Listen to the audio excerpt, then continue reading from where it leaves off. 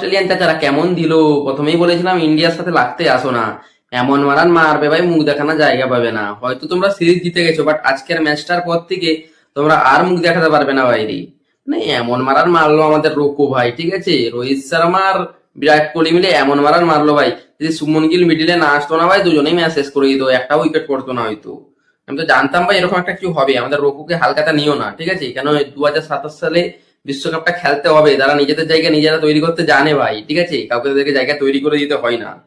তো বন্ধুরা চলো, প্রথমে তো আমরা দেখে নেবো ইন্ডিয়ার ব্যাটিং লাইন আপ, ঠিক আছে। 121 রান করেছে 125 বলে রোহিত শর্মা। শুভমন গিল 26 বলে 24 রান করে আউট হয়ে গিয়েছিল, একটাই আমাদের ফল্ট, ঠিক আছে। বিরাট কোহলি 81 বলে 74। ইন্ডিয়ার হেটার হওয়ার আগে ভাই 10 বার মনে পড়বে তাদের মুখে, ইন্ডিয়াকে কিছু বলার আগে ভাই সিরিজ গিয়া ভাড়মে ভাই।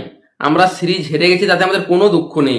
এই যে আজকের খেলাটা ভাই, এমন একটা মারান মারলো না, সেই লেভেলের মারলো ভাই রোকো আমাদের, ঠিক আছে। আমরা এর কাছে এই রকমের খেলাটাই আশা করি, ঠিক আছে। হ্যাঁ, প্রথমে হয়তো একটা দুটা ম্যাচ খারাপ খেলবে, কেন 7 মাস খেলেছিল না। বাট এই যে বাংলাদেশের যে প্লেয়ার গুলা ইন্ডিয়াকে উল্টা পাল্টা বলে, অস্ট্রেলিয়াকে সাপোর্ট করে, ভাই কেমন মারলো ভাই বল। তোরা ভাই আছিস তো না আর টিভি ভাঙা ভাঙি লেগে গেছিস পাকিস্তানের মতো। এমন করিস না ভাই, টিভি গুলা বাঁচিয়ে রাখ, সামনে ওয়ার্ল্ড কাপ। 20 ওভারেরও আসতেছে, 50 ওভারেরও আসতেছে, সেগুলাও দেখতে হবে ভাই, তারপরে ভাঙাভাঙি করিস। এখন দিয়ে ভাঙাভাঙি করিস না। তো আমাদের রঘুকে বলো ভাই, বহুত বহুত ধন্যবাদ তোমাদের এমন একটা পারফরমেন্স দেখানোর জন্য। আমরা জানি রঘু একটা এমন অসাধারণ প্লেয়ার ভাই, ব্র্যান্ডেড প্লেয়ার, ঠিক আছে।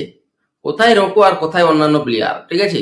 হ্যাঁ, মানওয়ার ভাই ইন্ডিয়ার সব প্লেয়ারই ভালো, ঠিক আছে, তার মধ্যে রঘু তো একটু হাই লেভেলের প্লেয়ার।